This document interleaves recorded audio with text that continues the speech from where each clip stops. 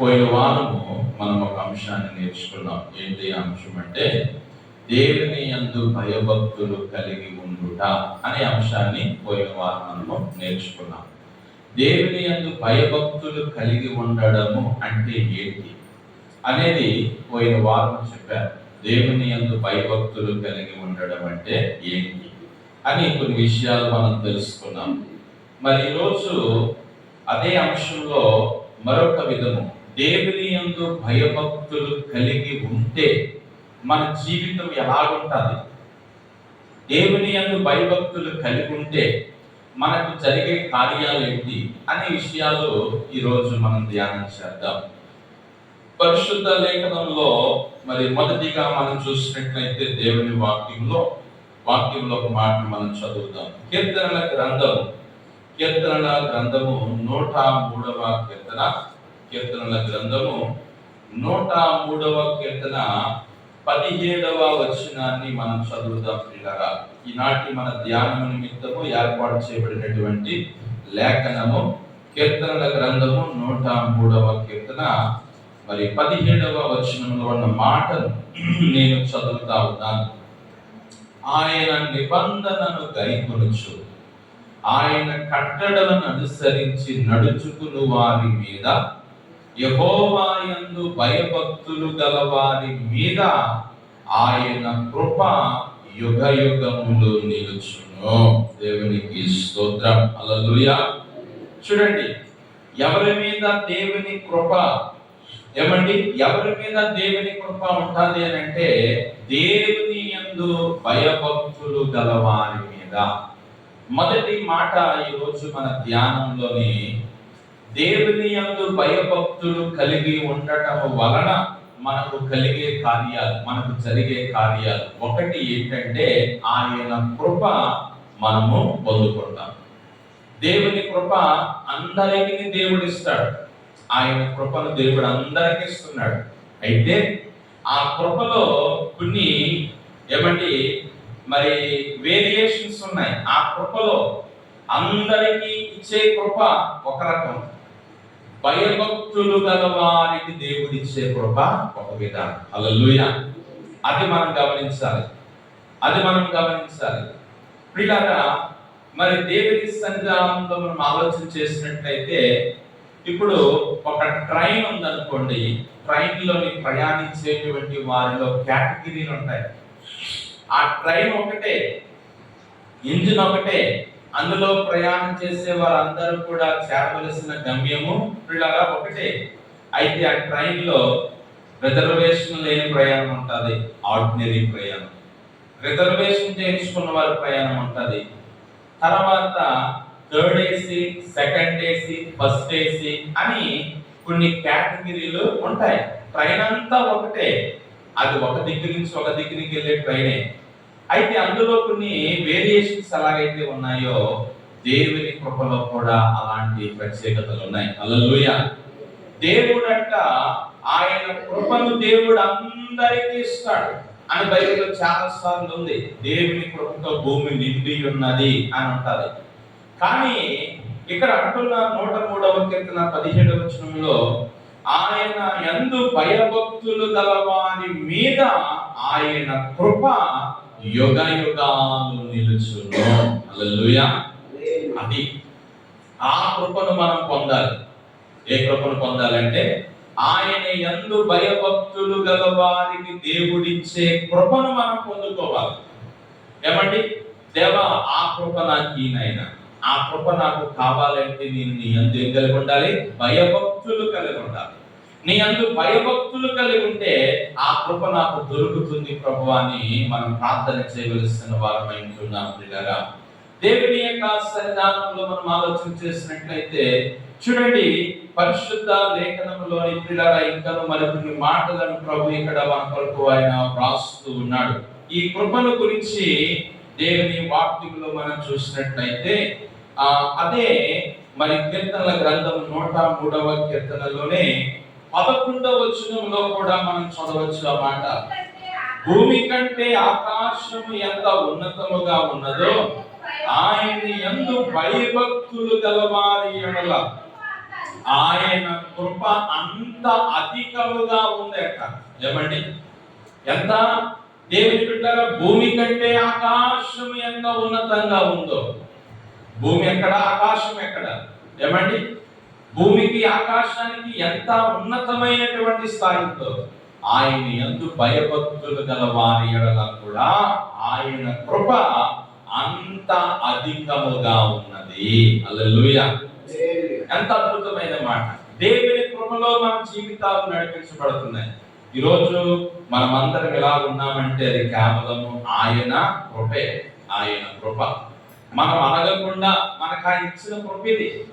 ఏమండి, మనం బ్రతికి ఉన్నామంటే, మనకు అన్ని ఉన్నాయంటే, మన స్థితిలా ఉందంటే ఇది మన బలం కాదు, మన శక్తి కాదు, మన సామర్థ్యం కాదు. ఇది ఏంటంటే ఆయన కృప. ఆయన కృపను బట్టి మనం ఎలా ఉన్నాం, లేకపోతే మనం ఎవరు ఇలా ఉండేవారము. అయితే దేవుడు నీకు ఇంకా అధికమైన కృప ఇవ్వాలనుకుంటున్నాడు. ఏంటా కృప అంటే ఆయన యందు భయభక్తులు కలిగి ఉన్న వారికి దేవుడు ఇచ్చే కృప. హల్లెలూయా! నిజంగా దేవుని బిడ్డలారా, మన జీవితంలో నీవు ఇంకా దేవుని కృప అనుభవించాలి అంటే నీవు ఏదో ఒక సాధారణముగా అందరికీ దొరికిన కృపలాగా నీ కృప ఉండకుండా దేవుడు నీకు ఉన్నతమైన కృప, అధికమైన కృపను నీకు ఇవ్వాలంటే నీవు దేవుని యందు ఏం కలిగి ఉండాలంటే భయభక్తులు కలిగి ఉండాలి అని ప్రభు మాట్లాడుతూ ఉన్నాడు. ఇంకొక మాట మనం చూద్దాం, చూడండి. కీర్తనల గ్రంథం 118వ కీర్తన, 118వ కీర్తన 4వ వచనమును మనం చదువుదాం. ఆయన కృప నిరంతరము నిలుచునని యెహోవా యందు భయభక్తులు గలవారు అందరూ గాక. ఏమి నిలుస్తుందని? ఆయన కృప నిరంతరము ఉంటుంది. అంటే కొంతమంది పట్ల దేవుని కృప నిరంతరము లేదు. ఎందుకు లేదంటే వారు దేవుని ఏం లేదంటే భయభక్తులు లేవు. సౌలుకి దేవుని కృప నిరంతరం ఉందా? లేదు. దేవుని కృపను ఆయన ఏం చేసుకున్నాడు? పోగొట్టుకున్నాడు. దేవుని కృపను దూరం చేసుకున్నాడు. దేవుని కృపను పిల్లల అతడు తన జీవితంలో కోల్పోయాడు. ఎందుకంటే దేవుని యందు ఏమి లేక, భయభక్తులు లేక. కానీ ఎవరికి దేవుని కృప నిరంతరం ఉంటుందంటే ఆయన యందు భయభక్తులు గలవారికి. హల్లెలూయా! ఆయన యందు భయభక్తులు గలవారికి దేవుడు ఏమండి ఆయన యుగ యుగాలు నిలిచే కృప ఒకటి, రెండవది అధికమైన కృప, మూడవది నిరంతరము ఉండే కృప అని 3 వచనాల్లో మనం చదివాం. ఏ కృప? ఒకటి యుగ యుగములు నిలుచు కృప, రెండవది అధికమైన కృప, మూడవది నిరంతరం ఉండే కృప. చూడండి కృపలో ఎన్ని రకాలు ఉన్నాయో, ఆ కృపలో ఎన్ని రకాలు ఉన్నాయో చూడండి. సో దేవుని బిడ్డలారా, మనము కేవలము సాధారణమైన దేవుని కృపను కాదు, మనము దేవుని యందు భయభక్తులు కలిగిన కృపను పొందుకోవాలి. హల్లెలూయా! దేవుని యందు భయభక్తులు కలిగిన కృప పొందుకోవాలి. దేవుని బిడ్డలారా, మరి సంజయ్ నగర్ చర్చిలో ఒక యవనస్తురాలకి గవర్నమెంట్ ఉద్యోగం వచ్చింది. పోయిన 2 వారాల క్రితం జూనియర్ అసిస్టెంట్ గా గ్రూప్ 2 ఎగ్జామ్స్ రాయడంలో. అయితే ఆ అమ్మాయికి ఉన్న ఆశ ఏంటంటే మరి ఐఏఎస్ కావాలనేటువంటిది ఆమె యొక్క ఆశ. ఇంకా ఉన్నతముగా చదివి, ఇంకా ఉన్నతంగా మరి పరీక్షలు రాసి మరి జాబ్ను సంపాదించాలని ప్రయత్నం చేస్తూ ఉంది.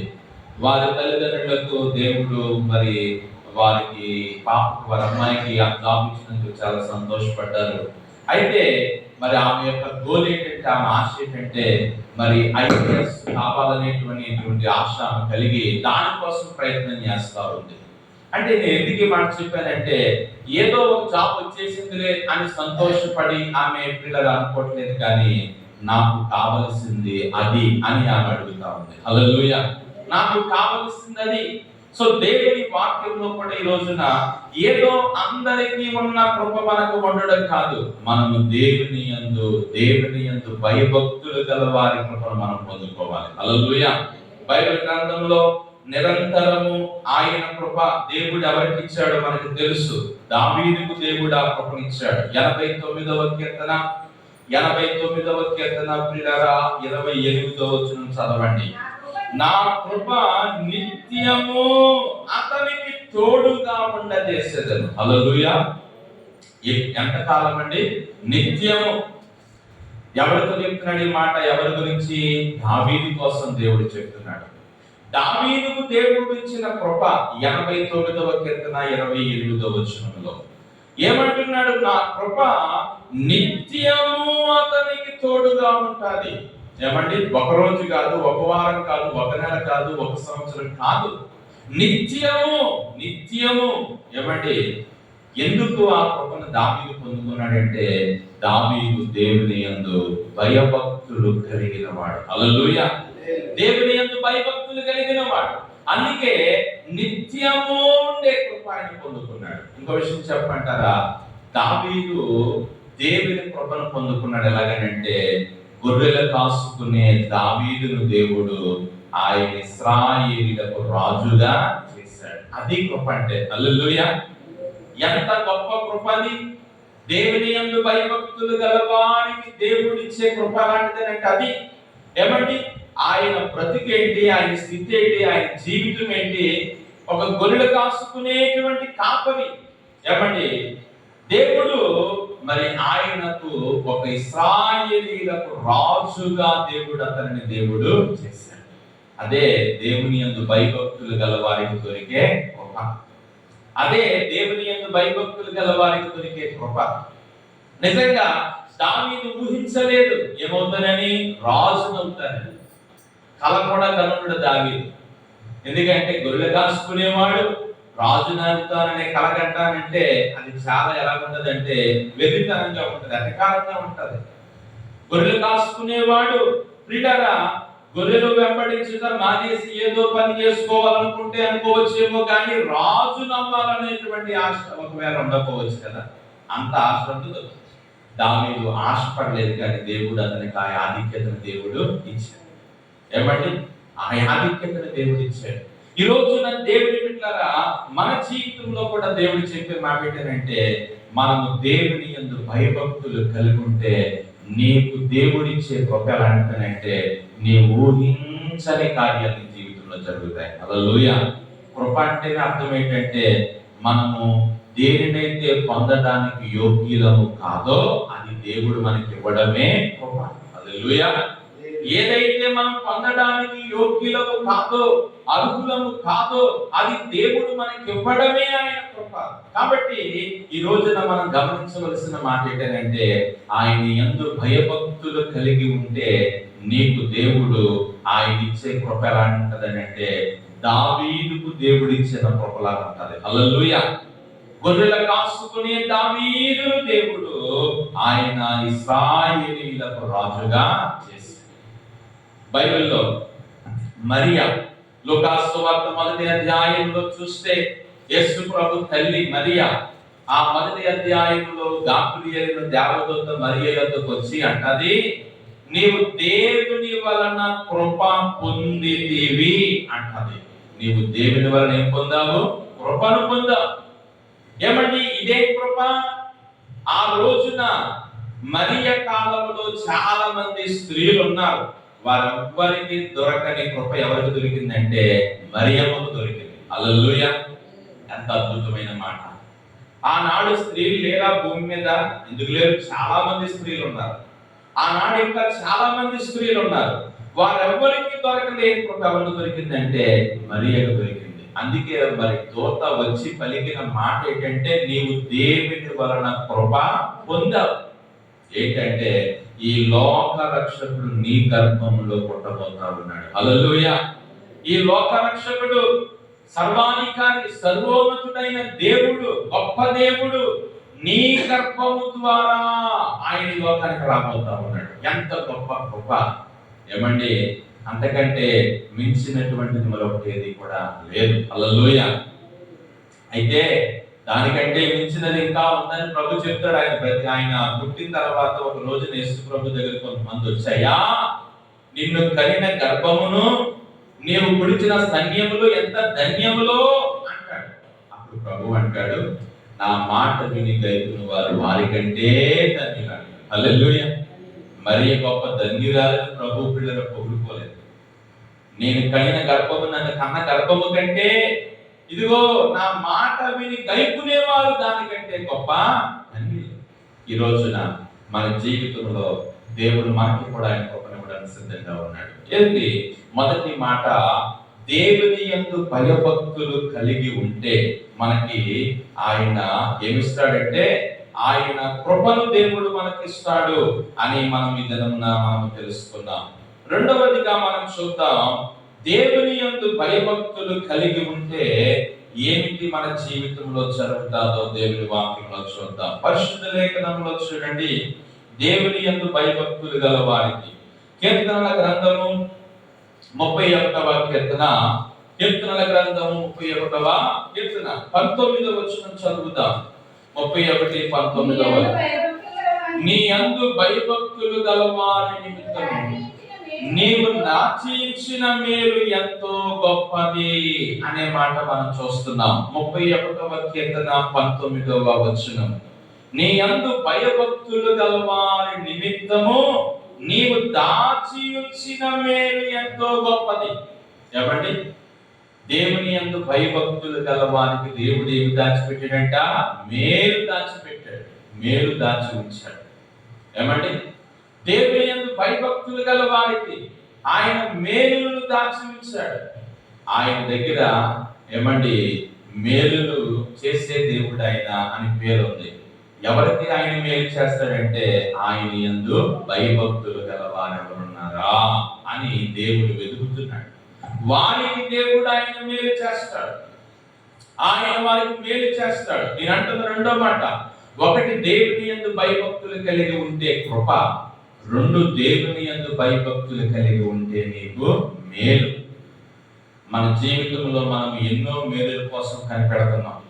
ఈ మేలు చేస్తే బాగుండు దేవుడు, నాకు ఉద్యోగం ఇస్తే బాగుండు, నాకు ఇల్లు ఇస్తే బాగుండు దేవుడు, నాకు మరి వివాహం చేస్తే బాగుండు, గర్భఫలం ఇస్తే బాగుండు. ఏమండి? ఇంకా ఎన్నో రకాలైనటువంటి మేలుల కోసం మనం దేవుని దగ్గర మనం కనిపెడుతున్నాం. అయితే దేవుడు ఆయన మేలు చేయాలంటే ఆయన యందు మనం ఏం కలిగి ఉండాలి? భయభక్తులు కలిగి ఉండాలి. ఆయన యందు భయభక్తులు కలిగి ఉంటే మనం అనుకున్న మేలును దేవుడు మన పట్ల ఆయన చేస్తాడు. మనం అనుకున్న మేలును దేవుడు ఆయన జరిగిస్తాడు. మనం అనుకున్న మేలును దేవుడు మనకు ఆయన ఇస్తాడు అనే మాట దేవుని యొక్క వాక్యము సెలవిస్తా ఉంది. ఆయన మేలు చేసే దేవుడే కానీ కీడు చేసే దేవుడు కాదు. దేవుని బిడ్డలారా, అందుకే బైబిల్ గ్రంథంలో ఇర్మియా 6:16 అంటాడు, మార్గములలో నిలిచి చూడండి, పురాతనమైన మార్గముల గురించి విచారించండి, మేలు కలుగు మార్గము ఏది అని అడిగి అందులో నడుచుకొనండి అంటాడు. ఏ మార్గం అడగాలంట? మేలు కలిగే మార్గం. ఏమంటే మేలు జరిగే మార్గం ఏది అని అడిగి అందులో నడుచుకోండి అని ప్రభు చెప్తా ఉన్నాడు. ప్రియులారా, సో దేవుని యందు భయభక్తులు కలిగిన వారికి దేవుడు ఆయన మేలు చేసేటువంటి దేవుడై ఉన్నాడు. హల్లెలూయా! దేవుడు మేలు చేసే దేవుడై ఉన్నాడు. ఈ రోజున ఏ మేలు కోసం నువ్వు దేవుని దగ్గర కనిపెడుతున్నావో, ఏ మేలు నీ జీవితంలో జరగాలి, మేలు అనే దానికి ఇంకొక పేరు ఏంటంటే ఆశీర్వాదం. హల్లెలూయా! దీవెన, ఆశీర్వాదం, ఇవన్నీ కూడా మనం అర్థం చేసుకోవచ్చు. అందుకే ఒక మాట మరి దేవుని యందు భయభక్తులు గల వారి గురించి ఒక మాట అన్నాడు. కీర్తన గ్రంథము 115వ కీర్తన చూడండి, 115వ కీర్తన 13వ వచనాన్ని మనం చదువుదాం. పిన్నలనేమి పెద్దలనేమి తన యందు భయభక్తులు గల వారిని యెహోవా ఆశీర్వదించెను. ఏమండి? యేసు ప్రభువుని నమ్మేసుకుంటే ఆశీర్వాదాలు వచ్చేస్తాయి అనుకుంటారు చాలా మంది. అన్ని మనకి మంచి జరిగిపోతా అనుకుంటారు. కానీ బైబిల్ ఏమంటుందంటే పిన్నలనేమి పెద్దలనేమి తన యందు భయభక్తులు గల వారిని దేవుడు ఏం చేస్తాడంటే ఆశీర్వదిస్తాడు. హల్లెలూయా!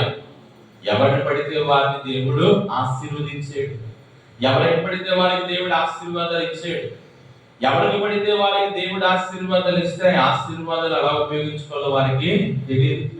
ఎందుకంటే దేవుడు ఎవరికి పడితే వారికి ఇచ్చినటువంటి ఆశీర్వాదాలు వాటిని చాలా మంది దుర్వినియోగం చేస్తారు. వాటిని ఎందుకు దేవుడు ఇచ్చాడో, ఏ ఉద్దేశంతో ఇచ్చాడో ఆ ఆశీర్వాదాన్ని దానికి వారు ఉపయోగించరు. వారి ఇష్టానుసారంగా ఉపయోగించుకుంటారు. అందుకే దేవుడు ఎవరికి ఇస్తున్నాడు ఆశీర్వాదం, ఎవరికి చేస్తాడు మేలు అంటే ఆయన యందు భయభక్తులు గలవారికి. హల్లెలూయా. ఆయన యందు భయభక్తులు గలవారికి దేవుడు మేలు చేస్తాడు, ఆశీర్వాదాన్ని ఇస్తాడు. హల్లెలూయా. బైబిల్ గ్రంథంలో మనకు తెలుసు, అబ్రహామును దేవుడు పిలవడమే ఒక పిలుపుతో పిలిచాడు. మనం చదువుతాం ఆదికాండం 12వ అధ్యాయం 1వ వచనంలో. చదవండి ఒకసారి. ఆదికాండం. యెహోవా నీవు లేచి నీ దేశము నుండి, నీ బంధువుల నుండి, నీ తండ్రి ఇంటి నుండి బయలుదేరి నేను నీకు చూపించు దేశానికి వెళ్ళుము.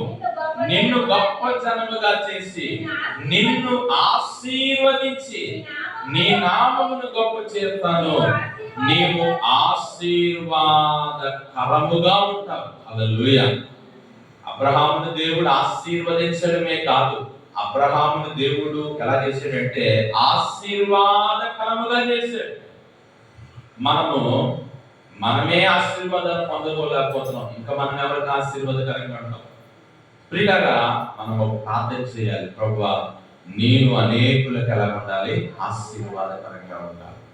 నేను దీవించబడాలి, నేను ఆశీర్వదించబడాలి, నాకు నీవు మేలు చేయాలి, నా ద్వారా నేను అనేకులకు ఎలా ఉండాలంటే ఆశీర్వాదకరంగా ఉండాలి. అబ్రహామును దేవుడు పిలవడమే. అబ్రహాము ఉన్న స్థలమును విడిచి, నీ దేశమును, నీ బంధువులను, నీ ఇంటి వారిని విడిచి నేను నీకు చూపించు దేశానికి వెళ్ళు, అప్పుడు నేను ఏం చేస్తానంటే ఆశీర్వదిస్తాను అంటున్నాడు. అన్నట్టుగానే దేవుడు అతన్ని ఏం చేశాడంటే ఆశీర్వదించాడు. మధ్యలో కొంచెం అబ్రహాం కంగారు పడ్డాడు. అయ్యా, నాకేమిచ్చినానేమి, నాకు సంతానము లేదు, ఎలియాజరే నా ఇంటికి వారసుడవుతాడు అని కంగారు పడ్డాడు. కానీ దేవుడు అన్నాడు, ఎలియాజరు నీ ఇంటికి వారసుడు కాదు, ఆకాశ నక్షత్రాల వలె సముద్రంలో ఇసుక రేణువులంత విస్తారమైన సంతానం నీకు ఇస్తానన్నాడు దేవుడు. హల్లెలూయా.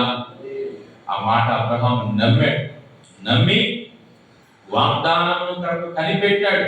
అది ఖచ్చితంగా దేవుడు అబ్రహాం జీవితంలో దేవుడు నెరవేర్చాడు. అందుకే అబ్రహామును దేవుడు అన్ని విషయాలలో ఏం చేశాడని ఉంటదంటే ఆశీర్వదించాను. హల్లెలూయా. అన్ని విషయాల్లో దేవుడు అబ్రహామును ఆశీర్వదించాడు. ఈ దినమున దేవుని వాక్యాన్ని వింటున్న మనం అందరం గమనించాల్సిన మాట ఏంటంటే, మనం దేవుని యందు భయభక్తులు కలిగి ఉంటే మేలు, ఆశీర్వాదం, దీవెన మనం పొందుకుంటాం దేవుని బిడ్డలారా. సో కాబట్టి దినాన్ని మనం గమనించాల్సినటువంటి మాట ఏంటంటే, అయ్యా, నీ యందు భయభక్తులు కలిగిన జీవితం నాకు దయచేయి. పోయిన వారం నేర్చుకున్నాం భయభక్తులు అంటే ఏంటో, భయభక్తులు కలిగి ఉండడం అంటే ఏంటో నేర్చుకున్నాం. అవి జ్ఞాపకం చేసుకుంటూ భయభక్తులు కలిగి ఉంటే ఈ యొక్క కార్యాలు దేవుడు మన పట్ల ఆయన చేస్తాడు. ఒకటి కృప, రెండవది మేలు లేక ఆశీర్వాదం, మూడవది దేవుని యందు భయభక్తులు కలిగి ఉంటే, ఏం జరుగుతుందో మనం చూద్దాం. చూడండి, సామెతల గ్రంథము 14వ అధ్యాయము 26వ వచనాన్ని, యెహోవా యందు భయభక్తులు కలిగి ఉండుట బహు ధైర్యమును పుట్టించును అంటుంది దేవుని బిడ్డలారా. ఏమండి? సామెతల గ్రంథము 14:26. దేవుని యందు భయభక్తులు కలిగి ఉండుట ఏం పుట్టిస్తుందటండి? బహు ధైర్యాన్ని పొందుకుంటాం. దేవుని యందు భయభక్తులు కలిగి ఉంటే ధైర్యాన్ని మనం సంపాదించుకుంటాం, ధైర్యాన్ని కలిగి ఉంటాం. పిల్లరా, నిజమే, మన జీవితంలో మనం చాలా సార్లు భయంతో, భీతితో బ్రతుకుతా ఉంటున్నాం. కానీ దేవుని యందు భయభక్తులు గల వారికి దేవుడు ధైర్యాన్ని ఇస్తాడట. దేవుని బిడ్డలారా, అంటే ఏ శ్రమలు వచ్చినా, ఏ శోధనలు వచ్చినా, ఏ ఇరుగులు వచ్చినా, ఏ ఇబ్బందులు వచ్చినా, ఏ వ్యాధులు వచ్చినా, ఎలాంటి పరిస్థితులు వచ్చినా, నా ప్రభు ఉన్నాడు, నన్ను విడిపిస్తాడు, నన్ను రక్షిస్తాడు, నన్ను కాపాడుతాడు, నా పట్ల ఆయన కార్యం చేస్తాడు అనేటువంటి ఒక గొప్ప ధైర్యాన్ని కలిగి ఉంటారు. ఈ రోజున దేవుని యందు భయభక్తులు కలిగి ఉంటే ఎలా ఉంటామంటే ధైర్యంగా ఉంటాం. నీలో భయం ఉండదు. ఏమండి, దేవుని యందు భయభక్తులు గల వారికి దేవుడు ఆ ధైర్యాన్ని ఇస్తున్నాడు. కొన్నిసార్లు కొంతమందిని మనం చూసినప్పుడు ఏంట్రా బాబా ధైర్యం ఏంటి అని చెప్పేసి మనం కొంతమందిని అనుకుంటా ఉంటాం. సో దేవుని బిడ్డలారా మన జీవితంలో ఏమండి మనం ధైర్యం కలిగి ఉండాలి. అందుకే యోబు గ్రంథంలో అంటాడు, నీ భక్తి నీకు ధైర్యమును పుట్టించదా. హల్లెలూయా. ఏమండి, మరి గురుకు చేస్తున్నాం, ప్రార్థన చేస్తున్నాం, కానుకలు ఎత్తున్నాం, ఫోటాలు ఎడుతున్నాం, పాటలు పాడుతున్నాం, వాక్యం చదువుతున్నాం, వాక్యాన్ని వింటున్నాం. ఎంత చేసాక నీకేముండాలి? ధైర్యం ఉండాలి. మరి ఇదంతా ఏదో ఉద్దునే నువ్వు చేసి వెళ్ళిపోతున్నావా? నిజంగా భక్తి కలిగిన వ్యక్తి అయితే నీకేముంటది అంటే ధైర్యం. వస్తాయి, ఎన్నో శ్రమలు వస్తాయి, ఎన్నో శోధనలు వస్తాయి. ఏమంటే ప్రభువే చెప్పాడు, లోకములో మీకు శ్రమ కలుగును, అయినను ధైర్యం తెచ్చుకోండి, నేను లోకాన్ని జయించాను అన్నాడు. అంటే మన భక్తి సరైనదైతే, దేవుని యందు మనం సరైన భయభక్తులు కలిగి ఉంటే మనం ఎలా ఉంటామంటే ధైర్యంగా ఉంటాం. ఏ విషయానికి మనం కంగారు పడం, ఏ విషయానికి మనం భయపడం, ధైర్యముగా మన జీవితంలో దేవుని కొరకు నిలవబడగలుగుతాం. ప్రియమైన దేవుని బిడ్డలారా, బైబిల్లో చాలా మంది ధైర్యవంతులు ఉన్నారు. చూడండి, అపోస్తల కార్యాలలోనికి మనం వచ్చినట్లయితే అక్కడ పేతురు యోహానుల గురించి అపోస్తల కార్యం 4:13 చదువుతాం ఒకసారి. అపోస్తల కార్యం 4:13 వారు పేతురు యోహానుల ధైర్యము చూచినప్పుడు వారు విద్య లేని పామరులను గ్రహించి ఆశ్చర్యపడ్డారటండి. చాలండి ప్రియులారా. ఏమండి, యెరూషలేములోని పేతురు యోహానులు దేవుని సేవ చేస్తున్నారు. వారు దేవుని సేవ చేసేటప్పుడు అక్కడ కొన్ని వ్యతిరేకతలు వచ్చాయి, కొన్ని ఇబ్బందులు వచ్చాయి. అలాంటి సమయంలో పేతురు యోహానులు ప్రియులారా వారికి భయపడకుండా ధైర్యంగా వారికి సమాధానం చెప్పినప్పుడు అక్కడ అంటున్నారు, వారు పేతురు యోహానుల ధైర్యము చూసినప్పుడు. హల్లెలూయా. ఏమంటే వారిలో ఏం చూశారు? ధైర్యం. అసలు భయం లేదు. మనం ఎంత భయంకరంగా వీరిని భయపెడుతున్నా కూడా వారు ఏమవుతలేదు, భయపడతలేదు. వాస్తవానికి పేతురు గారు పెంతెకోస్తు పండుగ ముందు, యేసు ప్రభు సిలువకి ఎక్కక ముందు ఒక చిన్న పిల్లల చేతున కూడా ఆయనతో తిరిగినోడి తీసుకెళ్తున్నా కూడా పట్టుకోండి అన్నట్టుగా, అంటే అయ్యబాబునికి ఎప్పుడు ఆయనతో తిరగలేదండి. ఆయన ఎవరో నాకు తెలియదండి, ముమ్మారు ఆయన ఏం చేశాడంటే అబద్ధం అన్నాడు, బొంకాడు. భయపడిపోయాడు. చిన్న పిల్ల ఆయన గురించి చెప్తే భయపడిపోయాడు. కానీ ఇప్పుడు అదే పేతురు ఏమంటాడంటే, మేము కన్న వాటిని విన్న వాటిని చెప్పకుండా మేము ఉండలేమంటున్నాడు. హల్లెలూయా. అంటే ఆయనకి ఏమొచ్చింది? ధైర్యం వచ్చింది. మన భక్తిలో మనం ఎదుగుతున్న కొలది మనకి ఏం కావాలంటే ధైర్యం.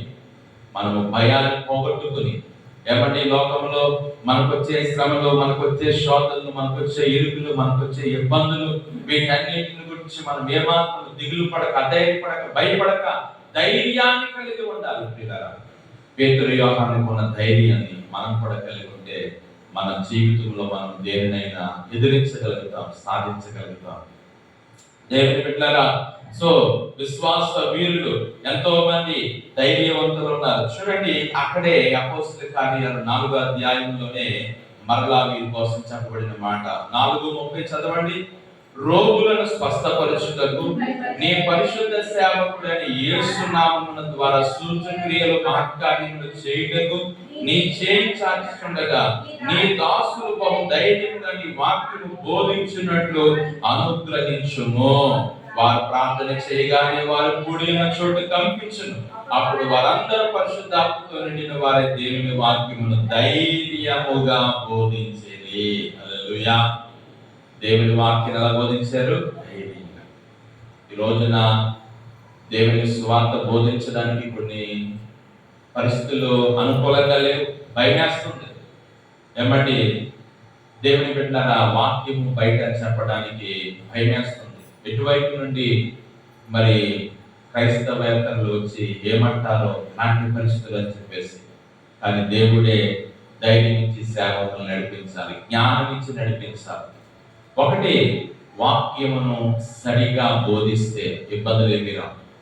కొన్నిసార్లు కొంతమంది సేవకులు ఇతరులను కించపరిచి, అవమానపరిచి, దూషించి మాట్లాడడాన్ని బట్టి కొన్ని ఇబ్బందులు మరి ఏర్పడుతున్నాయి.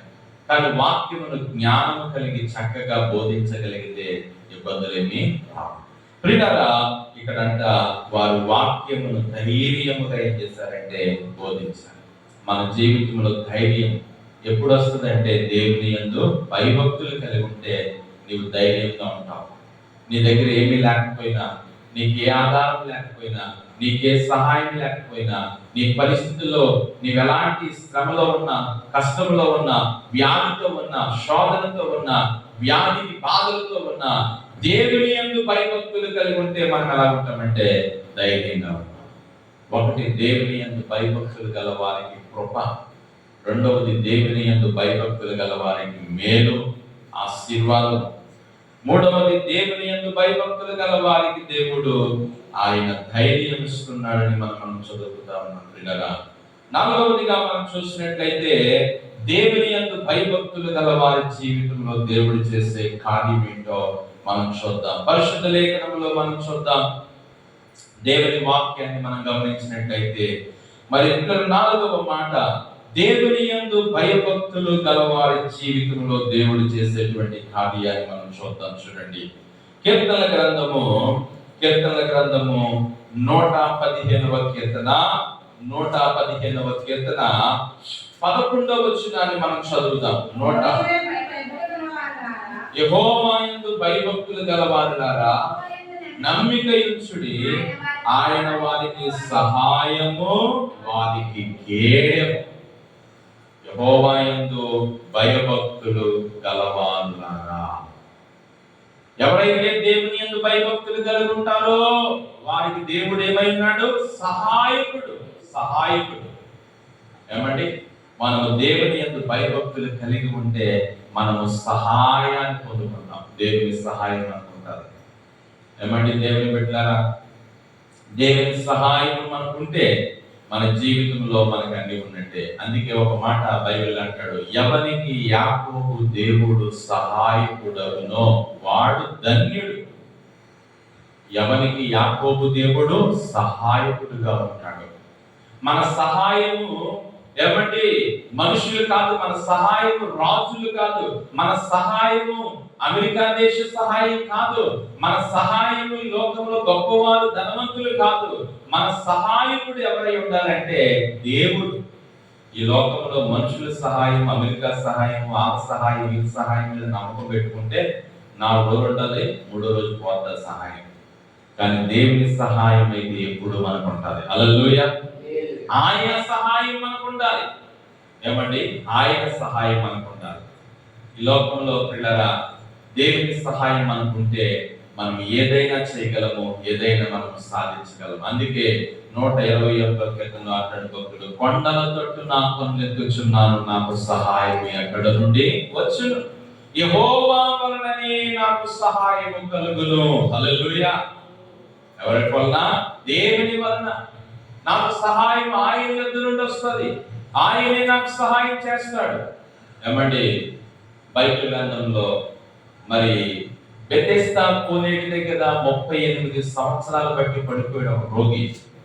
ఆ రోగి చెప్పే బాధ ఒక మాట ఏంటంటే, ఎవ్వరూ నన్ను కోనేటిలోకి దింపడానికి నాకు ఎవరు సహాయం చేయలేదు ప్రభు. చాలా మంది ఉన్నారు ఆ కోనేటి దగ్గర. ఏమండి? చాలా మంది రోగులు ఉన్నారు. రోగులతో పాటు అక్కడ ఏమేమి జరుగుతున్నాయో ఆ కార్యాలు, అద్భుతాలు చూడడానికి చాలా మంది అక్కడికి వచ్చారు. అంతమంది ప్రజలు ఉన్నా ఎవరు ఇతనికి ఏం చేయలేకపోయారంటే సహాయం చేయలేదు. అతని కంప్లైంట్ ఏంటంటే, నన్ను కోనేటిలోకి తెంపడానికి నాకు ఎవరు సహాయము చేయలేదు. ఆ దోట వచ్చింది, నీళ్లు కలుపుతూ దిగుదామనుకునేసరికి నాకంటే ముందు ఒకడు కోనేటిలోకి దిగిపోతున్నాడు. అప్పుడు ప్రభు అన్నాడు, ఎవరో సహాయం కోసం ఇప్పుడు వరకు ఉన్నావు, నేనే నీకు సహాయం చేస్తాను, నీ పరుపెత్తుకు నువ్వు లేచినాడు అన్నాడు. హల్లెలూయా. ఎంత అద్భుతమైన మాట! అంటే ప్రభువు అతన్ని చూశాడు. చాలా కాలం నుండి అక్కడ ఉన్నాడు పాపము. నిరీక్షణతో కనిపెడుతున్నాడు. ఈ సంవత్సరం కాకపోతే మరలా, ఈసారి కాకపోతే మరలా నేను స్వస్థత పొందుతాను, ఆ దూత నీళ్లు కదిపినప్పుడు దిగుతాను, స్వస్థత పొందుతానని అలా కనిపెడుతున్నాడు. దేవుడు అతని హృదయాన్ని ఎరిగి అతని దగ్గరికి వచ్చి అతన్ని స్వస్థపరిచాడు. హల్లెలూయా. ఈ రోజు నేను అంటాను, ఎవరి సహాయం కోసమో నువ్వు చూస్తున్నావేమో, ఎవరైనా నీకు సహాయం చేస్తారనుకుంటున్నావేమో, వారి సహాయం కాదు, మనం దేవుని సహాయం కొరకు మనం కనిపెడతాం. హల్లెలూయా. దేవుని సహాయం కొరకు మనము ఎదురు చూద్దాం. ప్రభువా నాకు సహాయం చేయకండి, నాకు సహాయం చేయ ప్రభువా. ఎవరికి దేవుడు సహాయకుడుగా ఉంటాడంటే ఆయన యందు భయభక్తులు గల వారికి దేవుడు సహాయకుడు. హల్లెలూయా. ఆయన యందు భయభక్తులు గల వారికి ఆయన సహాయం చేస్తాడు. పిల్లరా, అది ఏ సహాయమైనా దేవుడు చేయగలడు. ఆయన చెయ్యలేని సహాయం అంటూ ఏది లేదు. ఆయన ఏ సహాయమైనా మనకు చేయగలడు. ఆయన మన సహాయకుడు. పిల్లరా, చూద్దాం చివరి మాట, 5వ మాట. దేవుని యందు భయభక్తులు కలిగి ఉంటే మన జీవితంలో ఏమి కలిగి ఉంటామంటే, చూడండి పరిశుద్ధ లేఖనంలో సామెతల గ్రంథము 10వ అధ్యాయము 27వ వచనం చదువుదాం. 10. యెహోవా యందు భయభక్తులు కలిగి ఉండుట దీర్ఘాయువునకు కారణం అంటండి. ఏమండి? యెహోవా యందు భయభక్తులు కలిగి ఉండుట దేనికి కారణము? దీర్ఘాయువునకు కారణం. ఏమండి? దేవుడు ఆయుష్ని ఎక్కడ పెట్టాడంటే ఆయన యందు భయభక్తులు కలిగి ఉండటం బట్టి. మనం 10 పిల్లలు ఎక్కువ వేసుకుంటే బతికి, ఇంకా పెద్ద హాస్పిటల్కి వెళ్తే బ్రతకం, ఇంకా మంచి హాస్పిటల్కి వెళ్తే బ్రతకం. దేవుడు వాళ్ళ ఆయుష్ మనకి. హల్లెలూయా. ఈ రోజున చాలా మంది పిల్లల ఆయుష్ను కోల్పోతున్నారు. ఈ రోజుల్లో మనం చూస్తున్నాం ఆయుష్ శాతం ఏమైపోయిందంటే తగ్గిపోయింది. ఒకప్పుడు 70, 80, 90 అలాగా మనుషులు జీవించారు. కానీ ఇప్పుడు ఏమండి 40, 50 ఇంకా తక్కువ వయసులోనే మనుషులు లోకాన్ని ఏం చేస్తారంటే విడిచిపెడుతున్నారు. ఎన్నో రకాల జబ్బులు వచ్చేసాయి, ఎన్నో రకాల వ్యాధులు వచ్చేసాయి. ఏమంటే స్ట్రోకులు ఎక్కువైపోతున్నాయి, ఎన్నో రకాల బలహీనతలు వచ్చేస్తున్నాయి. ప్రియులారా, అయితే వాక్యం అంటది ఒక మాట, ఆయన యందు భయభక్తులు ఉంటే నీకు దేవుడు ఏమిస్తాడంటే దీర్ఘాయుష్ను దేవుడు ఇస్తాడు. మన ఆయుష్ను పెంచాలన్నా మన ఆయుష్ను తగ్గించాలన్నా అది దేవుని చేతిలో ఉంది. ఆయుష్ను దేవుడు మనకి ఇవ్వాలి, దీర్ఘాయుష్ను దేవుడు మనకి ఇవ్వాలి. ప్రియులారా, దేవుని యందు భయభక్తులు కలిగి ఉంటే ఆయన దీర్ఘాయుష్ను ఇస్తాడు. అందుకే అంటాడు మరి సామెతలు 3వ అధ్యాయము 1వ వచనంలో, నా కుమారుడా నా ఉపదేశమును మరువకుము, నా ఆజ్ఞను హృదయపూర్వకముగా గైకొనుము, అవి నీకు దీర్ఘాయువును సుఖజీవముతో గడిచే సంవత్సరాలను శాంతిని నీకు కలుగజేస్తాయి. హల్లెలూయా. ఏమండి? దేవుడు అంటున్నాడు, నా కుమారుడు నా ఉపదేశమును మరువద్దు, నా ఆజ్ఞలు హృదయపూర్వకంగా గైకొను. దేవుని యందు భయభక్తులు కలిగి ఉండడం అంటే అదే. ఆయన ఉపదేశాన్ని మరవకుండా ఆయన ఆజ్ఞలకు లోబడ్డమే. పోయిన వారు నేర్చుకున్నాం మనం. ఆయన మాట వినడం, ఆయన ఆజ్ఞలకు లోబడితే మనం దేవుని యందు భయభక్తులు కలిగి ఉంటే అప్పుడు దేవుడు మనకి ఏమిస్తాడు? దీర్ఘాయువును దేవుడు ఇస్తాడు. హల్లెలూయా. ఏమండి? ఈ రోజున మన జీవితంలో దీర్ఘాయుష్ను ప్రభు మనకి ఇవ్వాలంటే ఆయన యందు భయభక్తులు కలిగి మనము ఉండాలి. ఆయన యందు భయభక్తులు కలిగి ఉండాలి. మరి హిజ్కియా రాజు మరణమైపోతాడు అని యెషయా ప్రవక్త వచ్చి చెప్పాడు. చెప్పగానే కన్నీరు విడిచి హిజ్కియా ఏం చేశాడంటే ప్రార్థన చేశాడు. ప్రభువా, నేను ఎలాంటి వాడినో నీకు తెలుసు కదా, ఎలా బ్రతికానో నీకు తెలుసు కదా అని అడిగితే మరొక 15 సంవత్సరముల ఆయుష్ను దేవుడు ఆయనకు పెంచాడు. మరొక 15 సంవత్సరాల ఆయుష్ను దేవుడు ఆయనకి ఇచ్చాడు. అప్పుడు హిజ్కియా మరి ప్రియులారా, మరి దేవుని సన్నిధిలో మరి యొక్క 15 సంవత్సరాల ఆయుష్ను అతను కలిగి దేవుని కొరకు జీవించినట్లుగా మనం చూస్తా ఉన్నాం. హల్లెలూయా. ఈ రోజున దేవుని సన్నిధిలో ఈ యొక్క 5 మాటలు మన మనసులో పెట్టుకుందాం. దేవుని యందు భయభక్తులు కలిగి ఉంటే కృప, దేవుని యందు భయభక్తులు కలిగి ఉంటే మేలు, దేవుని యందు భయభక్తులు కలిగి ఉంటే ఆశీర్వాదము, దేవుని యందు భయభక్తులు కలిగి ఉంటే ధైర్యము, దేవుని యందు భయభక్తులు కలిగి ఉంటే సహాయం, దేవుని యందు భయభక్తులు కలిగి ఉంటే దీర్ఘాయువు. ఇవన్నీ మన జీవితంలో అనుభవించాలి అంటే ఒకటే మనం చేయాలి, ఆయన యందు మనము భయభక్తులు కలిగి ఉండాలి. మన భక్తి నామకార్థంగా, వేషధారణగా, పైకేదో భక్తిగా నటించే భక్తితో మనము దేవుని యందు భయభక్తులు కలిగి ఈ 5 ఆశీర్వాదాలు అనుభవిద్దాం. ఈ 5 రకాల దీవెనలు మనం పొందుకుందాం. అటువంటి రీతిగా మన భక్తి జీవితం సాగాలి. మన భక్తి జీవితం సాగాలి. అడుగుదాం దేవుణ్ణి, ప్రభువా నీ యందు భయభక్తులు కలిగిన జీవితం నాకు దయచేయి ప్రభువా అని ప్రార్థన చేసుకుందాం. దేవుడి కొద్ది మాటలు దీవించును గాక. ఆమేన్. కళ్ళు మూసుకునండి, తలలో వచ్చండి.